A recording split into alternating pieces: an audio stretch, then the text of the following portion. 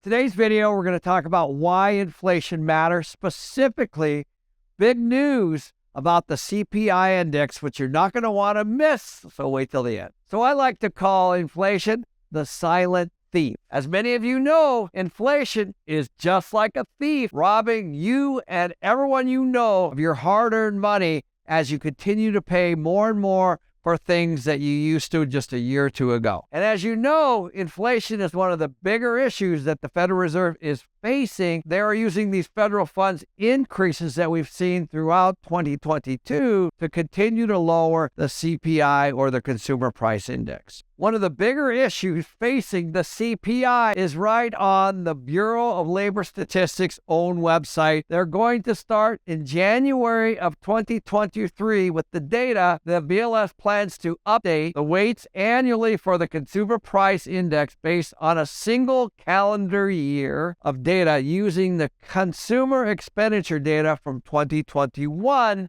Maybe some of you have been to a magic show before, to what the BLS is actually doing here. And what they're actually doing is they've decided to calculate the data differently than they did last year for the 2023 timeframe. And why is this important? Because the information that you're about to see come out next week is going to be significantly different because of the way they calculate the math. So what does all that mean, Ken? What it means is that they used to use the data for 2 years. In other words, the 2 years is what they use the data on the average. And here on their own website, it shows that they're now going to start using a singular calendar year of data in 2021 as opposed to 2. In the chart on the BLS's own website, you can see some of the categories. There's over 80,000 that make up the CPI index. I've circled energy, gasoline, used cars. You guys all know, you've been through this yourself. And as you can see, these are very, very different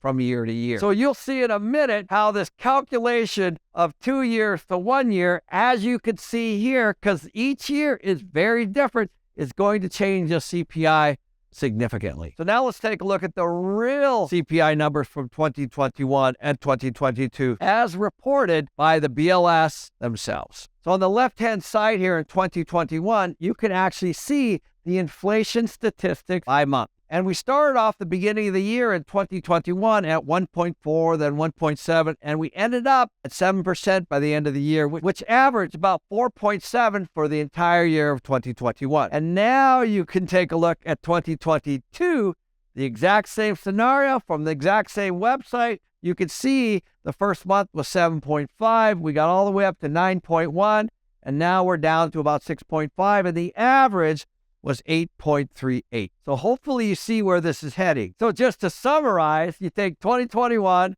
plus 2022, which is roughly 13. You divide it by 2, which is what the BLS used to do, and you come up with about a 6.5% inflation rate. This number is what the Federal Reserve has been using to raise their federal funds rate and slow down the economy. But now the BLS has decided to eliminate 2022 and only focus here where the trailing rate is 4.7 for 2021. So my prediction for next week is that because the BLS is changing their way that they're doing their math and using the 2021 number, that this 6.5 could drop significantly, as much as 2 percentage points. So let's just summarize what just happened here. The BLS on their own website decides that they're going to go from 2 years to report the CPI to 1. Point number 2, if you take a look at inflation for the last half of 2022, which ended at 6.5% in December, what you really need to do is take a look at all the inflation through 2022,